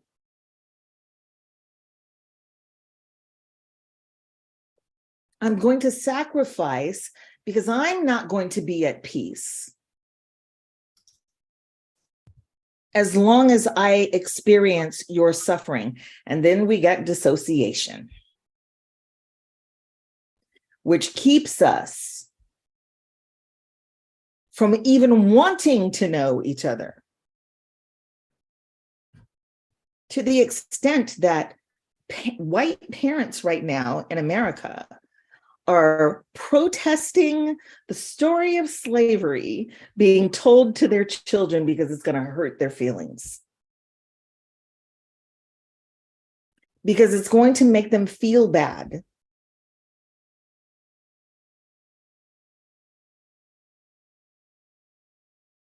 And laws are being passed. Facts are being changed. They're not calling it slavery anymore, y'all. I can't remember what it is they're calling it, but I can't remember. Something that's trying to be innocuous. But how about we just change it to human trafficking? How about that? Right? So I really want us to be ignited in this conversation that the idea that Martin Luther King Jr. was meek and mild is a lie. He risked his life and rebelled against a system that really wanted him dead, that wanted to hush him. He spoke out. He risked his life for me. He died for me.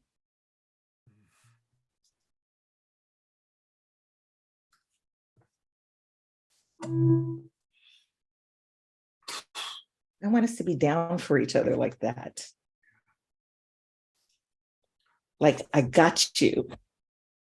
So that, for example, there was a conversation I had with Trish where there were some things that needed to be said to her in order for her to be healthy and in her power. And I didn't want to say them. I didn't want to say them. I didn't want to get in the middle of it. I didn't want to like rub her the wrong way or say the things she didn't want to hear. My dad's voice is in the background. That is not how you keep your business going. That's real. So I said the thing, even though there was some fear that came up in me. There was some anxiety in me, like, oh, she's not going to like this. Not going to want to hear it. Oh, and it's going to mean she's going to say something to these other people that are involved and they're not going to like it. Oh, and there's going to be people who judge her for it. Oh my God. I got to be willing to risk my own pride, my own embarrassment, my own business success for the greater good of all of us. And if we were all to make that choice, guess what? Nobody loses. Because we're all on the same side. That was one of the most loving actions someone has ever stood for me. It was deeply I was loving. Following people's reactions because I was very concerned. I'm like, oh, I know that she's got a lot of people around her who are going to be like, oh, don't rock the boat, don't say those things publicly. Why do you have to? And I knew that this person was going to also gaslight, and I was raised to be a people pleaser, to survive. And this artificial conversation. I'm having a similar experience to you of, I hope that Bridge isn't going to hate me, but I need to move us forward. and I need to wrap up the show. What? I know, I'm so sorry, but we've got only 9 minutes left. I still want to hear, kind of final thoughts from everybody and also do a little bit of promotion. And so rather than going down the rabbit hole of Trish and her ex, I'd like to just... Not necessary. We'll do another show on that, perhaps. Oh my God. But I do want to say thank you, very much, Bridge, really, for bringing up the hard stuff, bringing up that he was assassinated and bringing up the hard stuff. And it is important for us to all take action. I do want to read a couple of quick comments because I do usually read much more comments from our audience, but it's been so alive. So just a couple. Mark Denisovsky says, once we view everyone's son and daughter as our own and we defend them with our lives, we'll create a planet that will be sustained for 7 generations. We have to preserve the planet for them. We have to show the way by not reacting when possible, when confronted with ignorance. We can show the way. The burden of understanding is on us, the spiritual seekers, the global peace tribe. We all can win. Yes. George Noble points out that the Cathars understood this, and their women were strong women and fought alongside of their men when the Pope's armies came to exterminate them. And Trish writes, I trust Bridge because she brings up the hard stuff. Courage and integrity, honesty is love. Absolutely. So Bridge Feltus has a wonderful organization that I know. How many times have you taken her course now, Trish? 2, but I want to take the next one soon. It's onboarding right now. So okay, so well, we're going to go to your website, and it's the Remember Institute, but it's a new URL now. It's rememberinstitutenetwork.com. Rememberinstitutenetwork.com. And I just want to say, in a few weeks, it's going to go back to rememberinstitute.com. We're transferring websites right now. Remember Institute is not an anti-racism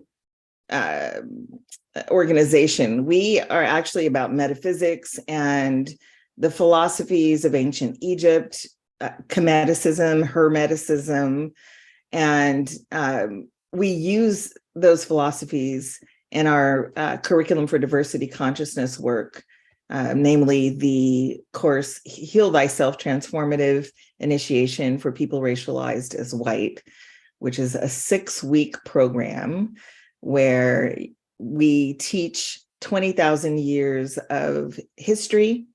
We teach about ableism, intersectionality, sexuality, and how our relationships to our bodies, our somatics, are connected or impacted by cis-heteropatriarchy, racism, and imperialism. And then the rest of our work is really about metaphysics and Hermeticism and how that applies to every area of human activity. So come and check us out. We have a network now where you can join at the public level for free. You just go to rememberinstitutenetwork.com and it's completely free to join. And then we have courses and groups within the network where we discuss different topics and offer events and coursework. Our courses are not for people who are addicted to comfort. And you can apply, you can text, you can get Remember Institute on the go. I don't know if you're seeing what I'm showing on the screen, Bridge, but I just sent my phone number. So you can text me the app. This is where people can join.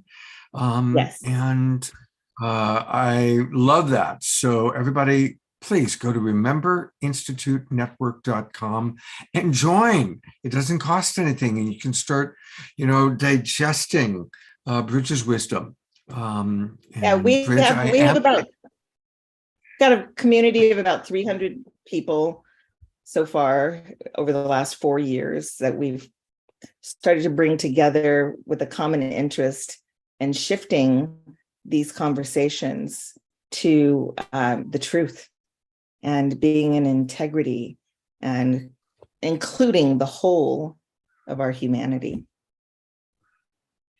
Well, thank you. I will invite you back, and I hope that you'll come back, even though I sometimes have to come in and interrupt you. So are we good? We are totally good. Okay, good. I have such respect for you, and thank you for being with us. The I feeling want of to go to our next generation. Ray and Sahat, I definitely would love for you to also come back on the show where we can go deeper into the really wonderful work that you're doing. It's so important and a big part of what I'm really wanting. And one of the reasons why I'm glad Trish is back with us is I really do want to have more opportunities to get to know people like yourselves who represent the next generation. And so their website, which I just put into the, it's an interesting URL, 7spiritualmistakes.com. 7spiritualmistakes.com. I'm definitely putting in my email address here. I'm curious to see where I have failed. And tell us a little bit about your offering here. Yeah, I do have one thing that I wanted to add before we do that. I wanted to say, like, when you're stepping into a space of manifestation and we're unlearning and relearning how to live in this life, there are 3 things that you must bring your attention to.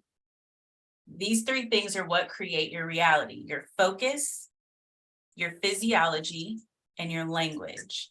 And I think just going back to what Bridge was saying, one of the things that is creating a divide within us is using words like peace, peace, P-E-A-C-E, and P-I-E-C-E, or P-I-E-C-E. We are talking about peace. So when you are looking for peace in the world, you are actually creating that separatism in your language. So use words like wholeness, unity. And I noticed that Bridge said unity a lot. So just bring more attention to your language as you speak. So 7spiritualmistakes.com is basically 7 mistakes that people are making after their spiritual awakening. So after you sign up, we're giving you a free ebook. Both of us created this ebook, and we're giving you that ebook for free. Once you get that ebook for free, we tell you a little bit about our spiritual retreat, where we basically condense 10 weeks of coaching into 4 days of transformation. So, each day that we're hosting for this event is going to be focused on mind, body, and spirit. And on the last day will be integration, the importance of bringing it all together so that you can leave with the daily routine that you can implement that will amplify you on your journey. Absolutely. So definitely check that out, and also check us out for Cosmic Combos, which is being hosted on the Soul Search community platform. And we go live every single Thursday, where we create a safe space of healing, rituals, and connection for you to be able to share your experience going through this physical, corporeal matrix life, and just to create balance within the community as well. And to network, because we're very community based. So we love to have that space for other people to come and connect with other like minds, no matter where you're at in the world. And that's part of Soul Search. So I brought Tangela back up. So Tangela, tell us a little bit about how that connects with Soul Search and how Soul Search is growing to include programs like they just described. Sure. Yeah. No, I'm so excited to have Ray and Sahat joining us here. I mean, as you guys know, a lot of you who are tuning in who are familiar with Soul Search, we are an online global platform for spirituality and consciousness, healing and transformation. This is a platform where people can go to search for different healers, explore different modalities, find different events, community, for their own awakening, for their own ascension. And it's something that, we don't have to do alone, and we're here to do it together. And so that's what Soul Search is all about. And, Ray and Sahat, I'm so excited that they have their group as part of our Soul Search community, because one of the things that I'm seeing, even Scott, you were part of our Becoming the Quantum Human Evolution Conference this past weekend. And, we always have such a great turnout at our online conferences and online events. And people are always just wanting to continue the conversation. They want to continue the discussion. They want to be able to go deep. And they also want to have opportunities for more private discussion where they can share their own experiences, their own journey, get feedback. And so Ray and Sahat have this wonderful group on Soul Search where they go live every Thursday evening, where people can come and share and talk and go deeper. They bring in ritual, spiritual practices, and, explore all these different topics, everything from going galactic to, mind, body, spirit connection. And this is really what we're about at Soul Search, because everyone, like we were saying, everyone is unique on their journey. There's no one path, there's no one way, and the journey is never a straight shot. It's going to wind and twist and go up and down. And, whether you're exploring your galactic families or you're going deep into Buddhist practice, whatever it is for you, and it can be all of the above, it can be none of the above. What we want people to know is that there's always support there for you wherever you are on your spiritual journey. Because I think for so long, for most of us, we were in the confines of your spiritual journey has to look like this. It means you have to look this way. It means you have to dress this way. You have to eat this way. You have to go to this church. You have to read these books. And that has nothing to do with your spiritual journey. So you're just really confused and feel really uncomfortable all the time.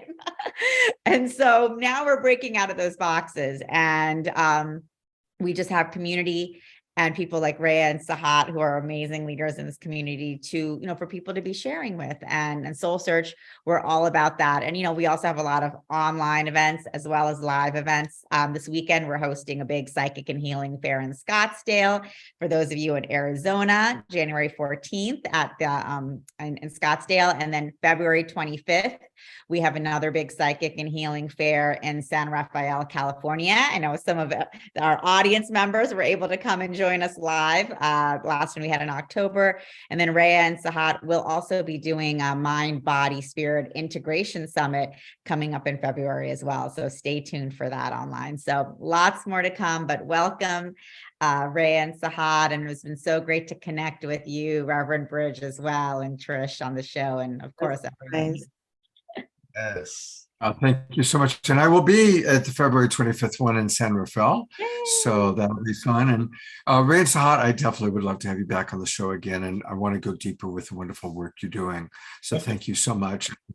Brilliant. Tangela, you have brought so many wonderful people to Global Peace Tribe and just to the world. I so appreciate you as a community organizer. Thank you. And that we'll be seeing more Tangela. And I want to close to concluding. We got a couple more things to do here. Trish is back, and Wednesday nights are going to be where our shows are more like this, where they're Trish-oriented shows, where we're focusing on social issues and challenges facing us as humanity. So Wednesday nights might be a little more serious, but so important. And so Trish, thank you for being with us. And a reminder that you can follow Trish on her Instagram. And I'm going to go to her Instagram page. And what are some things you want for people to know about what you're doing, Trish? Well, there's a lot that I have a lot of support right now to help me with the struggle with social media, but there's a lot that I'm sharing about self-confidence, self-security, a lot that I'm sharing about finding more compassion for oneself and walking into the world with more compassion. So there might be conversations about deconstructing gender or deconstructing my own whiteness. There might be conversations about like steps and tips to help you get into maybe less people pleasing, or like there's a lot of little bits there. It's one of the places that has some of the most of my work. Like my website's fabulous, but it doesn't really show you what's really alive and relevant right now. Before I step off, what I want to say is thank you for inviting me in to have hard conversations, Scott, because I think that this is a really important piece about how we all grow together, is that we don't shy away from the discomfort, but we go through it hand in hand. And that's one of the things that I'm learning that love is choosing discomfort over feel good all the time. And one of the things that Martin Luther King did say is that the ultimate measure of a man is not where he stands in moments of comfort and convenience, but where he stands at times of challenge and controversy. This is a piece where I would love to hold this vision throughout all the years, is that we choose to work together and that we hand hold this together as we step into discomfort. That's love. Yeah, absolutely. I'm learning. Beautiful. All right. Well, so we're going to call them Uncomfortable Wednesdays. How's that? I think we should talk about this marketing strategy. I'm not sure. I am grateful, though, to see that Mark Danisovsky says Wednesdays are the best. So there you go. Thank you, Mark. I appreciate that reassurance. I do want to let people know a little bit about what we've got coming up on the Awakening World this week. Tomorrow night, I'm going to be doing a special show. It's on a different platform. It's my friends Shine and Crystal, and they have a show every week called The Unite Show.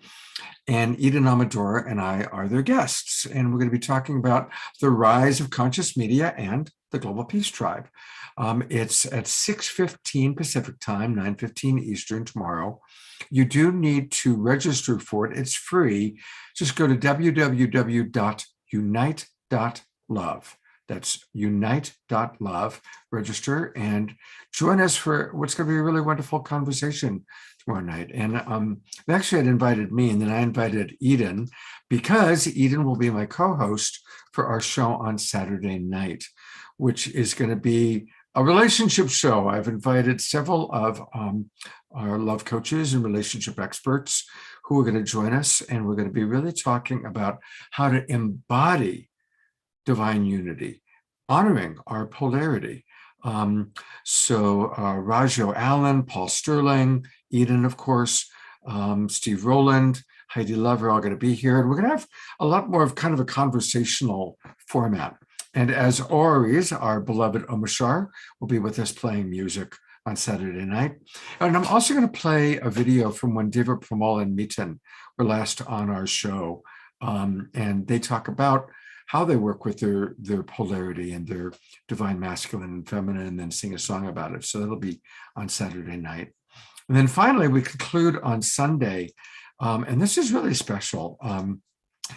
Piper and Dr. Ivy Hilton are world-renowned. They are amazing sound healers. And we are so blessed that they're gifting us with an entire show on Sunday morning. So it's going to be a real opportunity to drop into a sacred sound bath with Dr. Ivy and Piper Dellums. So that's what we've got happening this week on the Awakening World. And thank you, everybody. And let's conclude, as we always do, with Omashar. And I call him the Alpha and the Omega of the Awakening World. All things begin and end with Omashar. All right. And, I thought you weren't going to do that, but we are now, so I will. Surprise for anybody who nobody always expect the unexpected. So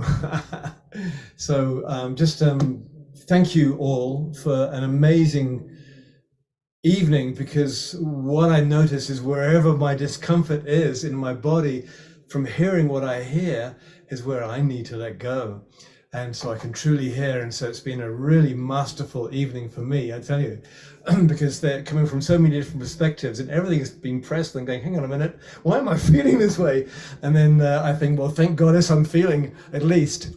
And so thank you, Bridge and Ray and Sahat and Trish and Tangela and Scott. We're all conspiring to shake our roots free. So I'm going to go press a few professional buttons. Here we go. This one,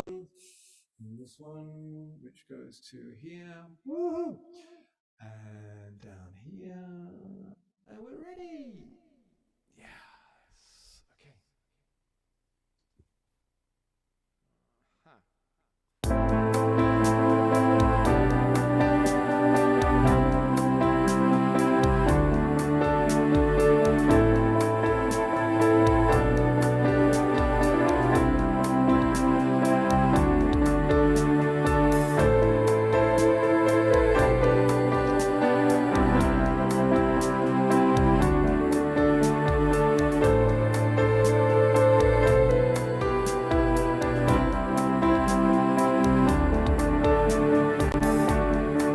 The light of love has come, centering my soul. Amazing things abound as we reach our goal. Celebrate your liberation, shine your love throughout the world. As consciousness precedes true being, I am here, I am now, I will light the way. Our love will lead us on. Our love will clear the way. Our love will show the world.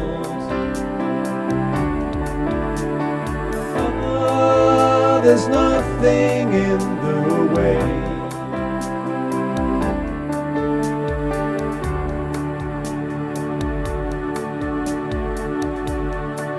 Let go of stories old,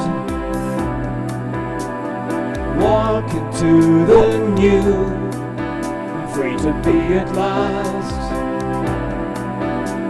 So stand up and be true, and celebrate your liberation. Shine your love throughout the world. As consciousness precedes true being, I am here, I am now, I will light the way.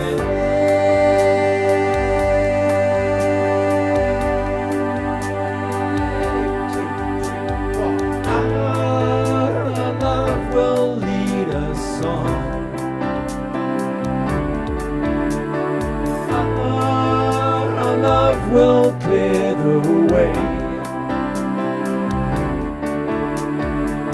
Oh, our love will show the world.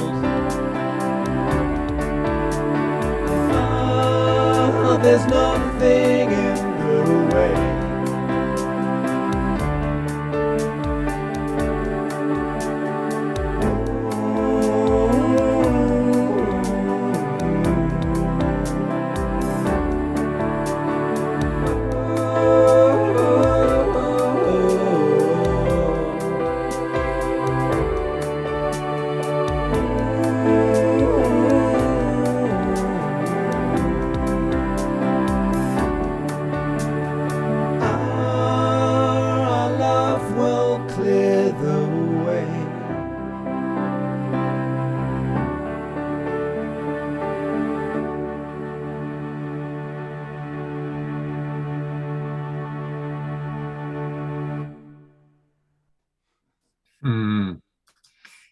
Beautiful, beautiful. I'm going to gallery view. Let's all give him a twinkle. For those of you who have your cameras on. Twinkle, twinkle, little star. And thank you, everybody. I love watching all of you move and dance. And Eleanor Joy, thank you for leading the way with your beautiful dance. I tell you, watching you dance every show is like one of the highlights of the awakening world. It really is. All right, everybody. Well, thank you. It's been a beautiful, beautiful night. Powerful. And I'm going to close with what Mark Danisovsky wrote. You can't learn how to swim if you always hang out in the shallow end. And so there you go. I'm grateful to be swimming with all of you. Going to go back to gallery view one last time. Take care, everybody. And I will look forward to seeing you on other shows this weekend. Good night, everybody. Peace and love.